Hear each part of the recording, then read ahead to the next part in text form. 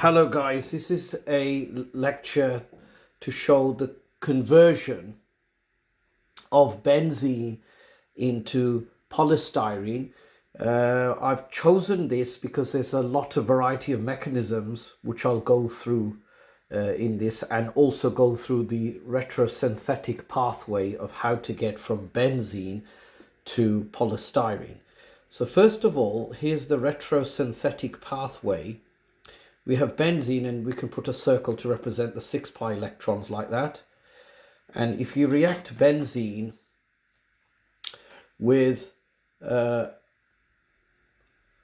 chloroethane in the presence of an aluminium anhydrous catalyst, this is known as Friedel-Crafts alkylation. Alkylation because we're about to add an alkyl group onto the benzene ring, like so. So this compound is called ethyl benzene. So we have benzene here, and this is ethyl benzene. Now the next step is an interesting step. We need to get a halogen attached to this carbon on the right hand side, not directly connected to the benzene ring. And that can be done by using chlorine in the presence of UV light, and this is known as free radical substitution mechanism, and this will lead to the formation of chloroethyl benzene, like that. That's what we call that. So we have chloroethyl benzene. Then we need to convert the chloroethyl benzene to a primary alcohol, and that can be done through a nucleophilic substitution reaction, with the nucleophilic substitution mechanism, and that is if we use dilute aqueous sodium hydroxide solution, warm it up at about 35 degrees. That's a warm water bath temperature. At room temperature, this reaction will not work. So when you do that, you will end up with the primary alcohol. And now the benzene ring is referred to as a phenyl group. So it's phenyl ethanol, because a 2-carbon alcohol we all know is called ethanol. So this compound is called phenyl ethanol, and it's a primary alcohol because the OH is attached to a carbon which has only one R group. This is known as an R group. The next step, well, how do we get a double bond between it so I can do the polymerization? And that's quite easy, because if you add to this concentrated sulfuric acid, which is a powerful eliminating agent, or we can refer to it as a dehydrating agent, which means it is very good at removing the water. And then what will happen is you will end up with the alkene, which is phenyl ethene, because you've eliminated the water. So this is phenyl ethene. And the last step is of this retrosynthetic pathway is we can add Ziegler-Natta catalyst, named after the 2 German chemists Ziegler and Natta, who won the Nobel Prize in chemistry back in the 1950s. So you can use this as a catalyst. This is a mixture of aluminium chloride and titanium tetrachloride, but the real combination we do not know. It doesn't mention that on the patent. At 60 degrees Celsius, which is quite one of the most common reaction we do for addition polymerization. This is what this is. I won't cover the mechanism of that because it's only the top one that's more degree level. And what we end up with is the addition polymer polystyrene. You could leave it like that or put, so there is your polystyrene. Okay, So this is the retrosynthetic pathway. There's 1, 2, 3, 4, 5 steps to get to this compound. Now what I will now do is go through the individual mechanisms for each step. So what we will do, we will start off with the Friedel-Crafts alkylation. So I'll put this on the side like so. I'll put it out of the way. So the Friedel-Crafts alkylation is, you have the chloroethane reacting with the aluminium trichloride. This will form the electrophile ethyl cation plus aluminium tetrachloride anion. Then in the second step, what happens is the actual catalyst is regenerated. That's how we know it's a halogen carrier catalyst. Reacts with the H plus. The H plus has come off the benzene ring right at that point. So you form aluminium trichloride plus HCl, which is actually the byproduct of this reaction. That is your electrophile right there, the ethyl cation. And the mechanism is generally pretty straightforward. It is electrophilic substitution, because all benzene mechanism, an electrophile attacks, and then that leads to a substitution reaction. So here is the mechanism, very straightforward. So I'll use double bonds for this. I could use a circle if I wanted. You set up the electrophile here. There it is, your ethyl cation. And if I'll use color once again. So if you want to get the arrow from the bond between these two, from the center, well, this actually means that when that actually happens, the electrophile can either attach to this carbon on the top or this side carbon. It can't go anywhere else. And furthermore, this double-headed arrow shows the movement of 2 electrons, always in chemistry. So then what we do, we draw our intermediate, also known as the Wieland intermediate. And you got your hydrogen attached there. There's your electrophile attached, because the hydrogen was already there. You got your electrophile. And then we draw like a smiley face, but that thing is representing delocalized electrons around this part of the ring. You can show this as a dotted line, but I've shown it as a solid line. You must put the plus charge, otherwise, because it's positively charged species.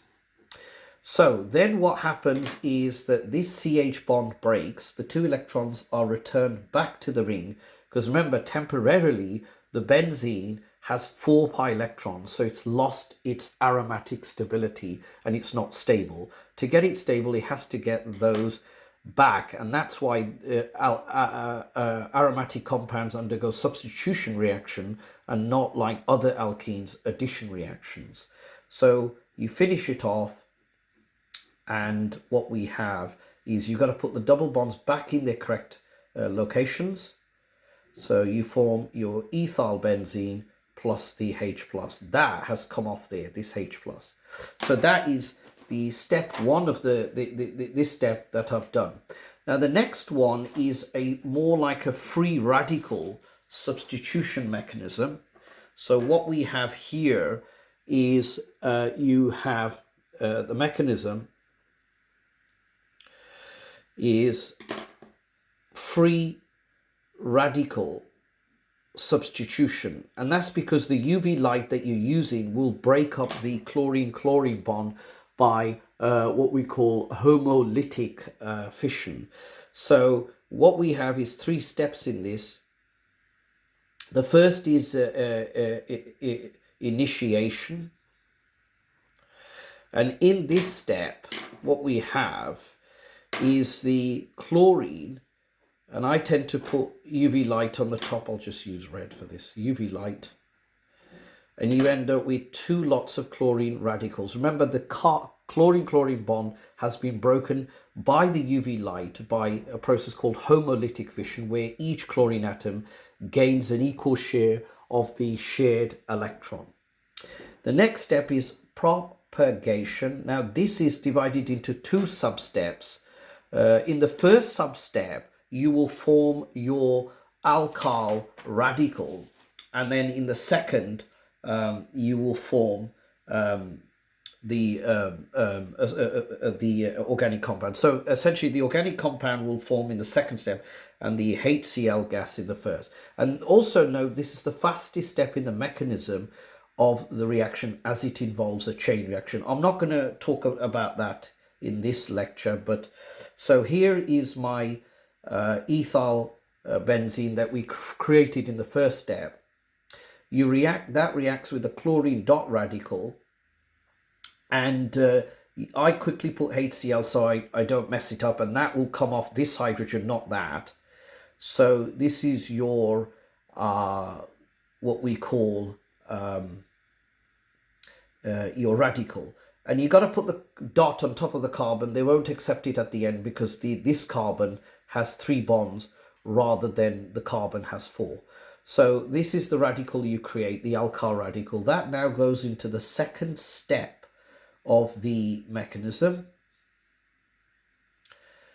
and here it is reacting with the chlorine molecule, and that will create the product, the second step, which is the chloro ethyl benzene, as you see there. And then plus you also produce chlorine dot radical. That you can clearly see it's acting as a catalyst here, and that's simply because it's used up in this step, produced in the second step, so overall it's being regenerated. Makes sense? And then the last one is the termination step. Now in termination, if I say I'm going to terminate somebody's contract, it means I'm stopping the contract. So this, it means similar in chemistry, you've got 2 radicals that collide to stop the chain reaction that takes place here. Note, a chain reaction is one that once started continues unaided. And if you look at simple mathematical probabilities, we have 2 types of radicals. We have an alkyl radical that has a benzene ring, and we have a chlorine radical, and there's 3 possibilities by which these can react. So you can have a chlorine dot radical reacted with a chlorine dot radical to give me chlorine molecule. You can have the aromatic alkyl radical that can react with chlorine radical to produce the compound, which was chloroethyl benzene. Or you can have 2 of these, so essentially 2 of these that can react like so, and then another one of those. This is the likely one they ask in a mechanism anyway, and that will form this compound here. I should be able to squeeze it in. There we go. So we've got that, and then it just joins at the other end, as you can see. So you form this compound here, and that will also stop the chain reaction. For this lecture, I'm not going to really name this. It's not really something that would be asked at A levels. Right, so that's the second step, also the mechanism done. The third is now where we do nucleophilic substitution of this. So that's the third step. So here the mechanism is nucleophilic substitution, and what we got the chloro ethyl benzene. I'll just draw it like that because there's 6-fold of symmetry, so literally I can do it wherever I want really.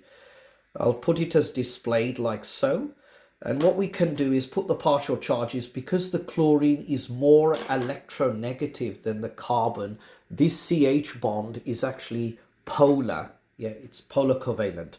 So here comes my nucleophile. This has come from the sodium hydroxide here. We don't show the sodium because it's just a spectator ion. So the lone pair attacks this carbon because it has a partial positive charge. This bond breaks and the 2 electrons are given to the chlorine. So we end up with, there's no intermediate in this mechanism. you end up with your primary alcohol, which is phenyl ethanol, plus you get chloride ion. You could show the lone pair, it's good to, you don't have to. So that was a very straightforward mechanism for that. Then the last one is the elimination, which we need to do. So this is my last of the mechanisms. So here, the mechanism here would be elimination with concentrated sulfuric acid. And what happens here is that you have the phenyl ethanol, like so. And you could put the lone pair. I'm not obliged to put the second lone pair, I don't have to. The sulfuric acid will come along, like so. Show it as a nice displayed formula. And this bond is polar. Well, both of them are really polar.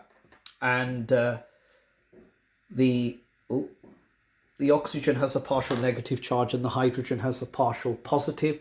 So what actually happens here is that the actual hydrogen, the lone pair, forms a new bond between the oxygen and the hydrogen. So this proton is abstracted.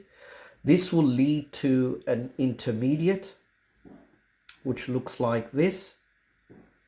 This is a nice straightforward elimination mechanism, but with alcohols. Alcohols being converted to alkenes. So there it is. So you got the OH still there, and then this hydrogen has come from there. You will notice that this oxygen has 3 bonds, in which case it needs to have a positive charge. And then what then happens is what you're left with is the anion of the sulfuric hydrogen sulfate anion. And there we go. Again, I don't need to show the other 2 lone pairs. So what we need to do is get a double bond here. And the way you're going to do that is you're going to remove one of these hydrogens attached to the carbon, which is directly bonded to this benzene ring. Not that, this. So what I'm going to do is go for this bottom one here. And that when that anion abstracts a hydrogen, it will regenerate the sulfuric acid. So the sulfuric acid isn't just an eliminating agent, it's actually acting as a catalyst. And here comes the most important part. That CH bond breaks and the 2 electrons are given into the center, or the arrow is shown between this carbon-carbon single bond to create a new carbon-carbon double bond. Now, if you look at the right-hand side, that says H2O. That's water, essentially, which is a very good leaving group. This bond breaks and the 2 electrons are given to the oxygen. And the most important thing to understand here, that this oxygen only had 1 lone pair. And we know from chemistry, water has 2 bonding pairs and 2 lone pairs, or you could call them 2 non-bonding pairs. By doing that, the oxygen gets a second non-bonding pair. And then you finish the mechanism off. So you've got your alkene-based compound, which is phenyl ethene. There's that hydrogen is there. The double bond is there that you've created. And those 2 hydrogens, those 2, can you see they're just here?